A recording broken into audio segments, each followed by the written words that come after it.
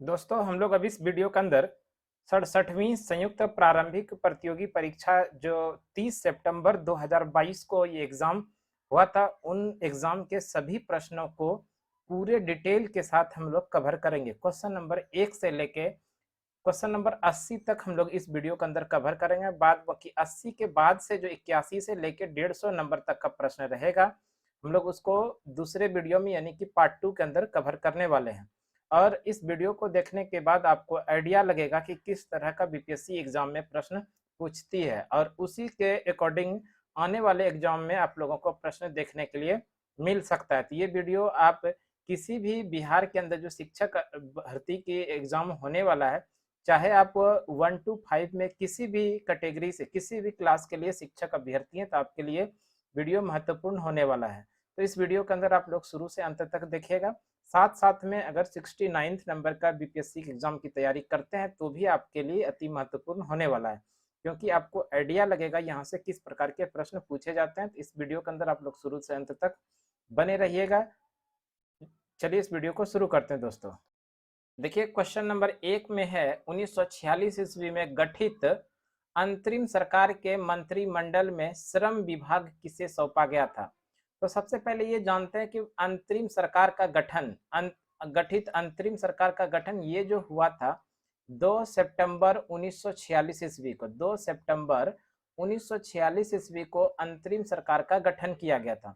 और इस अंतरिम सरकार का जब गठन किया गया था तो अलग अलग लोगों को अलग अलग पद दिया गया था। उसी क्रम में अगर पूछा गया है श्रम विभाग किसे दिया गया था, तो उस समय श्रम विभाग जो दिया गया था जगजीवन राम को। और Jagjivan Ram option number B के अंदर है, तो ऑप्शन नंबर बी करेक्ट हो जाएगा, ऑप्शन नंबर बी। अगर हम लोग बात कर ले डॉक्टर राजेंद्र प्रसाद के बारे में, तो डॉक्टर राजेंद्र प्रसाद को इस समय ध्यान रखिएगा कृषि मंत्री दिया गया था। कृषि एवं खाद्य मंत्री किसे दिया गया था, डॉक्टर राजेंद्र प्रसाद। ये भी एग्जाम में पूछा गया प्रश्न है कि डॉक्टर राजेंद्र प्रसाद को अंतरिम सरकार में कौन से पद दिए गए थे, तो ध्यान रखिएगा खाद्य एवं कृषि विभाग के मंत्री बनाए गए थे डॉक्टर राजेंद्र प्रसाद को। नेक्स्ट क्वेश्चन देखते हैं, क्वेश्चन नंबर 2। क्वेश्चन नंबर 2 में है 1942 में जिस त्योहार के अवसर पर जयप्रकाश नारायण हजारीबाग जेल से निकल भागे थे वो कौन सा त्योहार था। तो ध्यान रखिएगा ये जो त्योहार था दोस्तों, ये दीपावली का त्योहार था, जो ऑप्शन नंबर ए के अंदर है, तो ऑप्शन नंबर ए सही हो जाएगा। 1942 में दीपावली के अवसर पर जयप्रकाश नारायण 9 नवंबर 1942 को, ये भी ध्यान रखिएगा 9 नवंबर 1942 ईस्वी को दीपावली के अवसर पर हजारीबाग जेल से भाग निकले थे। नेक्स्ट क्वेश्चन है अगला प्रश्न, डॉक्टर राजेंद्र प्रसाद को संविधान सभा का सभापति चुना गया था। डॉक्टर राजेंद्र प्रसाद को संविधान सभा का जो सभापति चुना गया था, ये 11 दिसंबर 1946 ईस्वी को संविधान सभा के निर्माण के लिए बैठक चली थी। 11 दिसंबर 1946 को इसी दिन संविधान सभा के अध्यक्ष पद के लिए डॉक्टर राजेंद्र प्रसाद को चुना गया था, तो ऑप्शन नंबर ए सही हो जाएगा। दिसंबर 1946 ईस्वी को डॉक्टर राजेंद्र प्रसाद को संविधान सभा का सभापति चुना गया था। नेक्स्ट क्वेश्चन देख लेते हैं अगला प्रश्न। अगला क्वेश्चन नंबर 4 नंबर में है सीमांत गांधी के नाम से किसे जाना जाता है। तो ध्यान रखिएगा सीमांत गांधी के नाम से खान अब्दुल गफ्फार खां को जाना जाता है। अगर हम लोग बात कर लें सीमांत गांधी खान अब्दुल गफ्फार खां ने ही खुदाई खिदमतगार की स्थापना किया था। ध्यान रखिएगा खुदाई खिदमतगार की स्थापना 1929 ईस्वी में किया था, और इसी को लाल कुर्ती दल के नाम से भी जाना जाता है। खुदाई खिदमतगार के संस्थापक खान अब्दुल गफ्फार खान ये गांधी जी से बहुत ज्यादा प्रेरित थे, उन्हीं के बातों पर ये आगे चलते थे। अगर हम लोग बात कर लें खान अब्दुल गफ्फार खान, ये पहले गैर भारतीय हुए जिनको कि भारत रत्न से सम्मानित किया गया है। तो ये भी ध्यान रख लीजिएगा, पहले विदेशी जिनको कि भारत रत्न दिया गया वो है खान अब्दुल गफ्फार खान। क्वेश्चन नंबर 5 देखते हैं, झांसी की रानी लक्ष्मीबाई की मृत्यु कहाँ पर हुई थी। झांसी रानी लक्ष्मीबाई की मृत्यु 1858, ध्यान रखिएगा 18 जून 1858 को ग्वालियर के अंदर हुआ था। ग्वालियर ऑप्शन नंबर डी सही हो जाएगा। 1857 की क्रांति में झांसी की रानी लक्ष्मीबाई ने झांसी से नेतृत्व किया था, ये भी इंपॉर्टेंट है, ध्यान रख लीजिएगा, इन्होंने झांसी से नेतृत्व किया था। रानी लक्ष्मीबाई के बारे में बात करें तो रानी लक्ष्मीबाई का जन्म वाराणसी में हुआ था। और रानी लक्ष्मीबाई का अन्य नाम ध्यान रखिएगा, मनु, मनु या मणिकर्णिका या छबीली। ये तीनों नाम किसका है? रानी लक्ष्मीबाई का। मनु, मणिकर्णिका या छबीली, इन्हीं रानी लक्ष्मीबाई का नाम है। नेक्स्ट क्वेश्चन देखते हैं हम लोग, अगला प्रश्न। नेक्स्ट क्वेश्चन है, बंगाल विभाजन के विषय में किसने कहा था विभाजन हमारे ऊपर बम की तरह गिरा? बंगाल विभाजन के विषय में किसने कहा था विभाजन हमारे ऊपर बम की तरह गिरा? तो ये बात कही थी सुरेंद्रनाथ बनर्जी ने। Surendranath Banerjee option number B के अंदर है, तो ऑप्शन नंबर बी सही हो जाएगा। दोस्तों सबसे पहले हम लोग जान लेते हैं बंगाल का विभाजन। बंगाल का विभाजन 1905 ईस्वी में किया गया था और ये लॉर्ड कर्जन के द्वारा किया था। बंगाल का विभाजन 1905 में लॉर्ड कर्जन के द्वारा किया गया था। बंगाल के विभाजन के विरोध में ही बंगाल के लोगों ने स्वदेशी आंदोलन चलाया था, ये भी ध्यान रखिएगा, स्वदेशी आंदोलन। इसी स्वदेशी आंदोलन का नाम है बंग भंग आंदोलन। स्वदेशी आंदोलन का ही दूसरा नाम है बंग भंग आंदोलन, और इसी का एक और नाम है, ध्यान रखिएगा, बंग भंग आंदोलन के साथ साथ में एक और नाम है, बता रहे हैं दोस्तों, बहिष्कार आंदोलन। ये तीनों आंदोलन एक ही है, स्वदेशी आंदोलन बोले, बहिष्कार आंदोलन बोले या बंग भंग आंदोलन बोले, ये बंगाल विभाजन के विरोध में ही किया गया था। एक प्रश्न और ध्यान रखिएगा, बंगाल विभाजन को लागू करने का जो डेट था ध्यान रखिएगा 16 अक्टूबर 1905 में ये डेट रखा गया था बंगाल के अंदर में कि बंगाल का 2 प्रांत किया जाएगा 16 अक्टूबर 1905 को। बंगाल विभाजन का जो विभाजन किया गया था, बंगाल का विभाजन, इसका रद्द कब किया गया था? ध्यान रखिएगा 1911 में जब दिल्ली दरबार का आयोजन किया गया था, और इस दिल्ली दरबार में इंग्लैंड के राजा जॉर्ज पंचम आए थे, तो उन्होंने ही बंगाल विभाजन को रद्द किया था। नेक्स्ट क्वेश्चन नंबर 7 में देखिए, 7 में सरदार उधम सिंह ने किसे मारा था? सरदार उधम सिंह ने किसे मारा था? तो ध्यान रखिएगा, सरदार उधम सिंह ने 13 अप्रैल 1940 ईस्वी को, 13 अप्रैल 1940 ईस्वी को लंदन में जाकर, ध्यान रखिएगा कहां पर? लंदन में जाकर के माइकल ओ डायर को गोली मारा था। ध्यान रखिए किसको? लंदन में जाकर माइकल ओ डायर। और ये Michael O'Dwyer option number D के अंदर है, तो ऑप्शन नंबर डी सही हो जाएगा। दोस्तों ये भी ध्यान रखिएगा, Michael O Dyer Jallianwala Bagh हत्याकांड के समय इसी माइकल ओ डायर ने गोली चलाने का आदेश दिया था जलियांवाला बाग शहर पर। जलियांवाला बाग में आम लोग जो आम सभा चल रही थी, उसी आम सभा पर जनरल ओ डायर ने ही गोली चलाने का आदेश दिया था, और यही जनरल ओ डायर को उधम सिंह ने 13 अप्रैल 1940 ईस्वी को लंदन में जाकर गोली मारकर हत्या किया था। नेक्स्ट क्वेश्चन देखते हैं हम लोग। नेक्स्ट क्वेश्चन नंबर 8 में है, बारदोली सत्याग्रह का सफल नेतृत्व किसने किया था? बारदोली सत्याग्रह का सफल नेतृत्व सरदार वल्लभ भाई पटेल ने किया था। बारदोली सत्याग्रह कब हुआ था? 1928 के अंदर हुआ था, ध्यान रखिएगा 1928 में। और इसी बारदोली की महिलाओं ने वल्लभ भाई पटेल को सरदार की उपाधि भी दिया था। बारदोली सत्याग्रह कब हुआ था? 1928 के अंदर। और ये बारदोली है कहाँ पर? ये भी ध्यान रखिएगा, ये गुजरात के अंदर है। बारदोली कहाँ पर है? गुजरात में है, और यहीं पर बारदोली सत्याग्रह का नेतृत्व किया था सरदार वल्लभ भाई पटेल ने। बारदोली सत्याग्रह 1928 के अंदर हुआ था। नेक्स्ट क्वेश्चन नंबर 9 में है, इनमें से कौन 1946 में भारत भेजे गए कैबिनेट मिशन का एक सदस्य नहीं था? तो सबसे पहले जान लेते हैं दोस्तों, कैबिनेट मिशन का सदस्य नहीं था। कैबिनेट मिशन में कुल मिला के 3 सदस्य थे। कैबिनेट मिशन में कितने सदस्य थे? 3 सदस्य थे।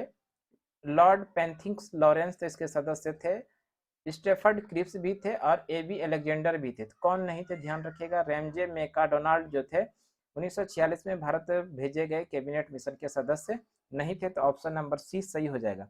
अगर बात कर लें इस कैबिनेट मिशन के अध्यक्ष कौन थे, तो स्टेफर्ड क्रिप्स जो थे, ध्यान रखिएगा स्टेफर्ड क्रिप्स। ये संविधान सभा के निर्माण के लिए जिस समय ये कैबिनेट मिशन भारत भेजे गए थे, तो इसमें व्यापार बोर्ड के अध्यक्ष बनाए गए थे स्टेफर्ड क्रिप्स को। नेक्स्ट क्वेश्चन देखते हैं, अगला प्रश्न, अगला क्वेश्चन देख लेते हैं।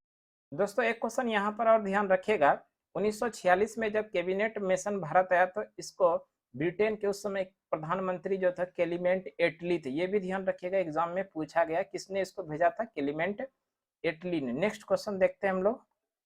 नेक्स्ट क्वेश्चन नंबर 10 में है, प्रसिद्ध गांधी इरविन समझौता किस वर्ष हुआ? प्रसिद्ध गांधी इरविन समझौता जो हुआ था, ध्यान रखिएगा, 5 मार्च 1931 को हुआ था, जो ऑप्शन नंबर डी के अंदर है, 5 मार्च 1931 को। ऑप्शन नंबर डी सी सही हो जाएगा। इसी को दिल्ली समझौता के नाम से भी जानते हैं। और इसी गांधी इरविन समझौता के बाद महात्मा गांधी द्वितीय गोलमेज सम्मेलन में भाग लेने के लिए लंदन गए थे। नेक्स्ट क्वेश्चन 11 नंबर में है, भारतीय राष्ट्रीय कांग्रेस ने किस सत्र में पूर्ण स्वाधीनता का प्रस्ताव रखा था?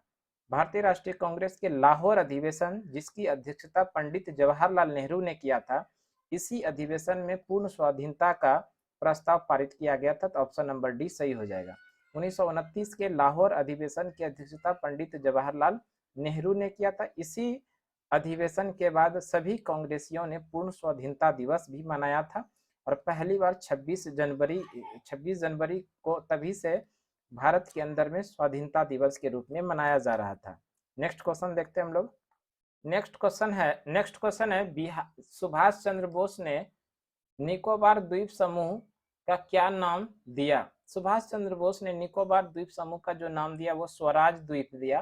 स्वराज द्वीप ऑप्शन नंबर बी के अंदर है, तो ऑप्शन नंबर बी सही हो जाएगा। अगर हम लोग बात कर ले निकोबार द्वीप समूह, और इसका नाम किसने दिया? स्वराज द्वीप के नाम से दिया सुभाष चंद्र बोस। अगर सुभाष चंद्र बोस की बात करें दोस्तों, सुभाष चंद्र बोस का प्रत्येक वर्ष जन्म दिवस मनाया जाता है 23 जनवरी को, और 23 जनवरी को पराक्रम दिवस के रूप में इसका जयंती मनाया जाता है। पराक्रम दिवस 23 जनवरी को सुभाष चंद्र बोस का जयंती मनाया जाता है पराक्रम दिवस के रूप में। सुभाष चंद्र बोस की बात करें, सुभाष चंद्र बोस ने भारतीय राष्ट्रीय कांग्रेस के 1938 में हरिपुरा अधिवेशन की अध्यक्षता किया था। नेक्स्ट क्वेश्चन देख लेते हैं, क्वेश्चन नंबर 13। क्वेश्चन नंबर 13 में है, फरवरी 1922 की 1922 में पुलिस चौकी में आग लगाने की घटना से संबंधित चौरी चौरा किस राज्य में है? तो ध्यान रखिएगा, ये उत्तर प्रदेश में है, उत्तर प्रदेश के गोरखपुर जिला के अंदर, उत्तर प्रदेश। ऑप्शन नंबर ए सही हो जाएगा। इसी चौरी चौरा हत्याकांड के बाद महात्मा गांधी ने असहयोग आंदोलन को स्थगित कर दिया था। ध्यान रखिएगा, असहयोग आंदोलन इसी चौरी चौरा हत्याकांड के बाद महात्मा गांधी ने बंद किया था। नेक्स्ट क्वेश्चन अगला प्रश्न है, खुदीराम बोस ने किस स्थान पर किंग्सफोर्ड की हत्या का प्रयास किया था? खुदीराम बोस ने मुजफ्फरपुर के अंदर 30 अप्रैल, ये भी ध्यान रख लीजिएगा, 30 अप्रैल 1908 ईस्वी को, 30 अप्रैल 1908 ईस्वी को किंग्सफोर्ड की हत्या का प्रयास मुजफ्फरपुर में किया था। इसीलिए अंग्रेज सरकार ने खुदीराम बोस को 11 अगस्त 1908 ईस्वी को फांसी की सजा दिया था। इंपॉर्टेंट प्रश्न है, ध्यान रखिएगा। खुदीराम बोस को किस स्थान पर किंग्सफोर्ड की हत्या का प्रयास किया था? मुजफ्फरपुर। ऑप्शन नंबर डी सही हो जाएगा। क्वेश्चन नंबर 15 है, आजाद दास्ता बिहार में किस आंदोलन के दौरान सक्रिय था? आजाद दास्ता बिहार के अंदर भारत छोड़ो आंदोलन के से संबंधित है। भारत छोड़ो आंदोलन के समय में ही बिहार के अंदर आजाद दास्ता का गठन, ध्यान रखिएगा, जयप्रकाश नारायण के द्वारा किया गया था। और इसी आजाद दास्ता के सदस्य यानी कि अध्यक्ष और साथ साथ में इनके सदस्य जो थे, इसी के विरोध में अंग्रेज सरकार ने इनको पकड़कर जेल के अंदर, जयप्रकाश नारायण को पकड़ के अंदर हजारीबाग जेल के अंदर रखा था। नेक्स्ट क्वेश्चन नंबर 26 से देखते हैं दोस्तों। इसके पहले जो मैथ का क्वेश्चन था तो उसको हम लोग इग्नोर करके आगे बढ़े, केवल जीके के प्रश्न को देखेंगे। पौधे अपना पोषक तत्व मुख्यतः किससे प्राप्त करते हैं? तो ध्यान रखिएगा, पौधे अपना पोषक तत्व जो प्राप्त करता है वो मृदा से प्राप्त करता है।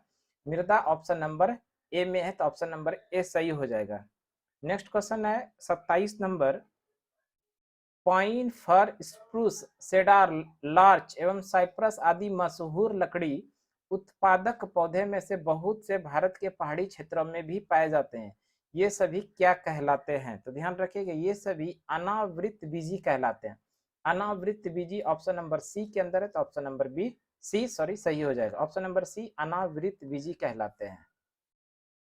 नेक्स्ट क्वेश्चन है 28 नंबर, निम्न जोड़ों में से कौन सा जोड़ा सही सुमेलित है? सही सुमेलित है, तो ऑप्शन नंबर ए देखिए, ऑप्शन नंबर ए जो है मलेरिया, ये क्लोरोक्विन है ना, मलेरिया क्लोरोक्विन जोड़ा ये सही सुमेलित है, तो ऑप्शन नंबर ए सही हो जाएगा। अगर हम लोग बात कर ले मलेरिया, ये जो होता है मादा एनोफिलीज मच्छर के काटने से होता है, ध्यान रखिएगा, मादा एनोफिलीज मच्छर के काटने से मलेरिया होता है। और ये मलेरिया का जो दवाई है, मलेरिया का जो उपचार है, सिनकोना की छाल से, सिनकोना की छाल जिसको कुनैन बोलते हैं, इसी कुनैन से इसका उपचार किया जा सकता है। नेक्स्ट क्वेश्चन नंबर 29 में है कि लाल रक्त कनिका विहीन जंतु है, किससे संबंधित है? लाल रक्त कनिका विहीन जंतु किससे संबंधित है? तो ऑप्शन नंबर सी के अंदर है, ये केचुआ से संबंधित है। क्वेश्चन नंबर 30 देख लेते हैं। क्वेश्चन नंबर 30 में है कार्बोहाइड्रेट के अपघटनोपरांत अंतिम रूप से क्या बनता है? कार्बोहाइड्रेट के अपघटनोपरांत अंतिम रूप से ग्लूकोज बनता है, जो ऑप्शन नंबर डी के अंदर, तो ऑप्शन नंबर डी सही हो जाएगा। क्वेश्चन नंबर 31 में है अधिकतर एंजाइम होते हैं, अधिकतर एंजाइम प्रोटीन होते हैं, जो प्रोटीन ऑप्शन नंबर बी के अंदर, तो ऑप्शन नंबर बी सही हो जाएगा। नेक्स्ट क्वेश्चन नंबर 32 में है किस वैज्ञानिक या चिकित्सक ने पहली बार टीकाकरण की शुरुआत किया था? तो एडवर्ड जेनर ने पहली बार टीकाकरण की खोज किया था, तो Edward Jenner option number A में है, तो ऑप्शन नंबर ए सही हो जाएगा। नेक्स्ट क्वेश्चन नंबर 33 में है वॉशिंग मशीन का कार्यकारी सिद्धांत क्या है? वॉशिंग मशीन का कार्यकारी सिद्धांत है अपकेंद्रियन, अपकेंद्रन, जो ऑप्शन नंबर डी के अंदर है, तो ऑप्शन नंबर डी सही हो जाएगा। ध्यान रखिएगा, वॉशिंग मशीन दूध में मक्खन निकालने की मशीन, ये अपकेंद्रीय बल के सिद्धांत पर कार्य करता है, तो ऑप्शन नंबर डी सही हो जाएगा। नेक्स्ट क्वेश्चन है प्रकाश की गति निम्न में से किस माध्यम में न्यूनतम होती है? प्रकाश की गति किस माध्यम में न्यूनतम होती है? तो ध्यान रखिएगा, कांच में जाते समय प्रकाश की गति न्यूनतम हो जाती है, तो कांच ऑप्शन नंबर ए के अंदर, ऑप्शन ए सही हो जाएगा। और निर्वात में जाते जाते प्रकाश की गति तेज हो जाती है। निर्वात में प्रकाश की चाल 3 गुना 10⁸ मीटर प्रति सेकेंड होता है, इसको भी ध्यान रखिएगा। कांच में जाते जाते प्रकाश की चाल मध्यम यानी न्यूनतम हो जाती है। नेक्स्ट क्वेश्चन नंबर 35 में है निम्न में से कौन सी सदिश राशि नहीं है? सदिश राशि नहीं है, तो इसका मतलब है ये अदिश है। इनमें से कौन सी राशि अदिश है, ऐसा भी आप कह सकते हैं।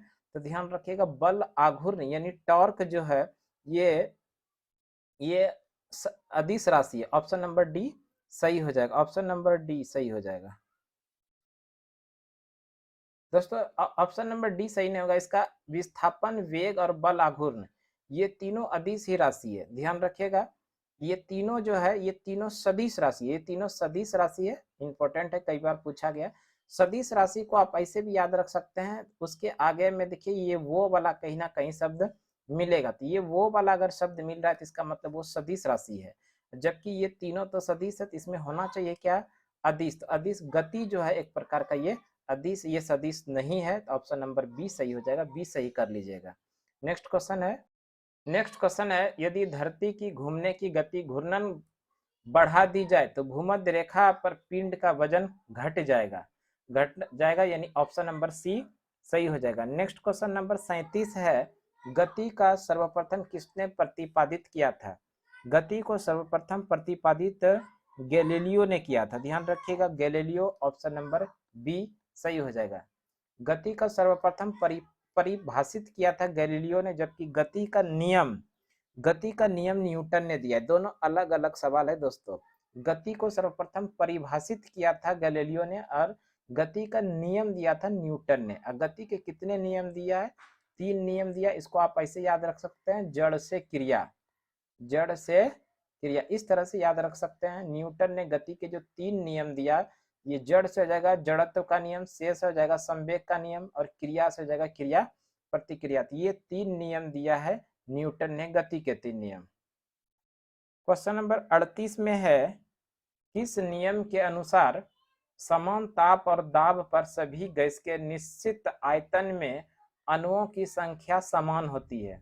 तो क्वेश्चन नंबर 38 का जो सही आंसर हो जाएगा वो है एवागार्डो का नियम, ऑप्शन नंबर ए सही हो जाएगा। अगर हम लोग बात कर ले एवोगार्डो की संख्या का मान जो होता है 6.023 गुना 10⁻23, ये एवोगार्डो संख्या का मान होता है। नेक्स्ट क्वेश्चन देखते हैं। अगला क्वेश्चन है अपेक्षिता। अपेक्षिता का सिद्धांत इनमें से किस वैज्ञानिक ने दिया है? अपेक्षिता का सिद्धांत अल्बर्ट आइंस्टीन ने दिया। Albert Einstein, option number B सही हो जाएगा। क्वेश्चन नंबर 40 है, एक संवहक के तापक्रम परिवर्तन के कारण इसमें विभव परिवर्तन है, इस घटना को क्या कहते हैं? इस घटना को सीबेक प्रभाव कहते हैं, जो ऑप्शन नंबर डी के अंदर है। नेक्स्ट क्वेश्चन नंबर 41 है, आवर्धक कांच में किस प्रकार का लेंस प्रयोग किया जाता है? आवर्धक कांच में उत्तल लेंस का प्रयोग किया जाता है, ऑप्शन नंबर डी सही हो जाएगा।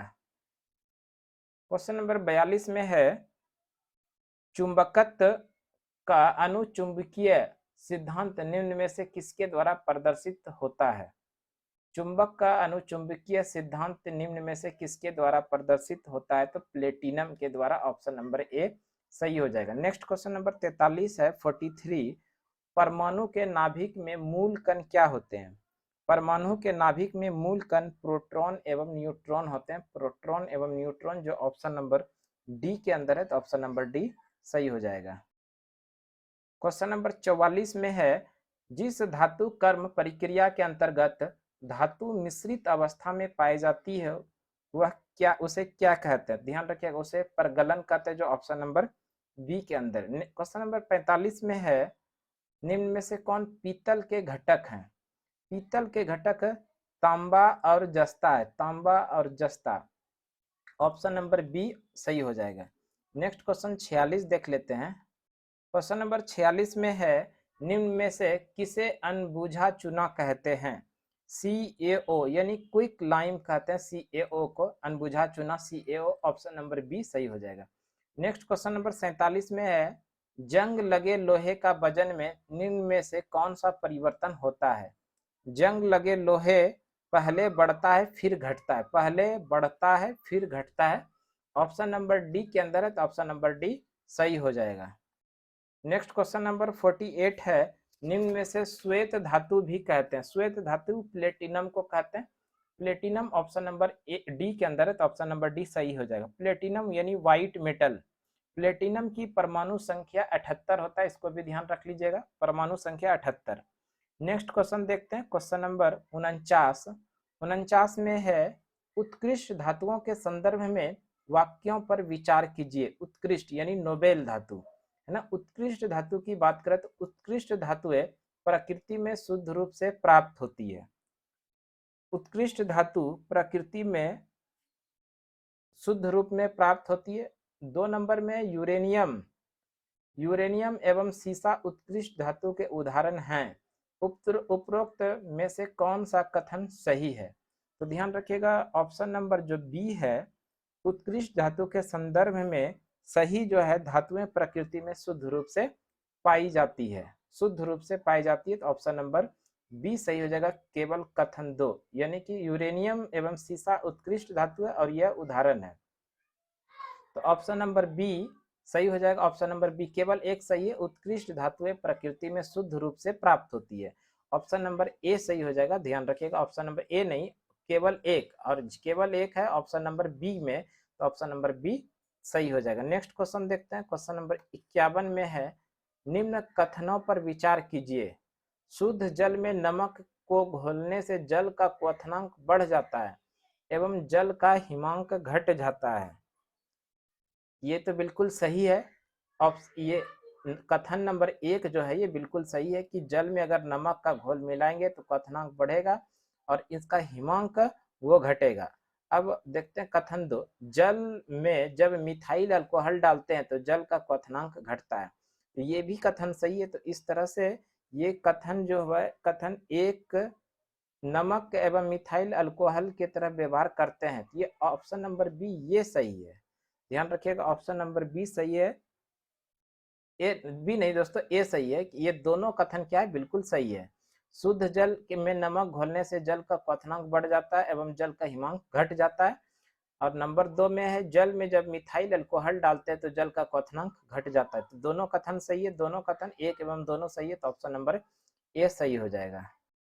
नेक्स्ट क्वेश्चन है 51 नंबर सवाल में है, बायोगैस में मुख्य अवयव है। बायोगैस में निम्न में से मुख्य अवयव, ध्यान रखिएगा ये जो है मीथेन है, मीथेन यानी ऑप्शन नंबर बी सही हो जाएगा। मीथेन की बात करें तो मीथेन CH4 है ना, CH4, और कितना परसेंट है, 55.565%, 55.65% मीथेन होता है।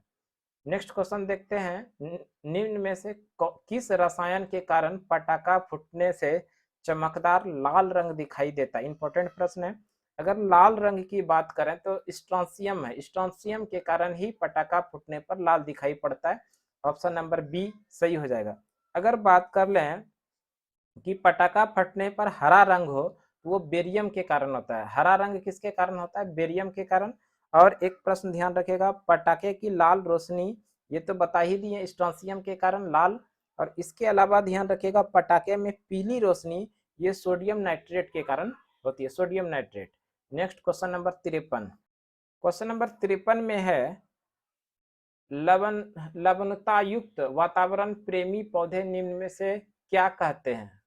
लवणता युक्त वातावरण प्रेमी पौधे को क्या कहते हैं, तो ध्यान रखिएगा लवन मृदो दोदभिद, जो ऑप्शन नंबर ए के अंदर है, ये लवनो मृदोदभिद कहते हैं। ऑप्शन नंबर ए सही हो जाएगा। क्वेश्चन नंबर 54 देखिए, 54 में दिया गया कवक पौधे में नहीं पाया जाता है, कवक पौधे में नहीं पाया जाता है, ये पर्णहरित है। ध्यान रखिएगा कवक पौधे में पर्णहरित नहीं पाया जाता है। कवक पौधे में क्या नहीं पाया जाता है, तो पर्णहरित नहीं पाया जाता है।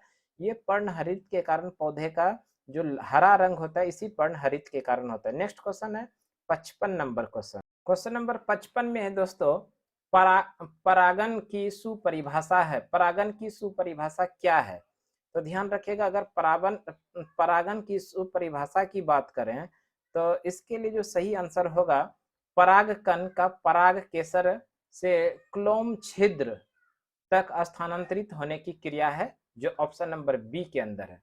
क्वेश्चन नंबर 56 देख लेते हैं। 56 में सूची 1 एवं सूची 2 का मिलान करें।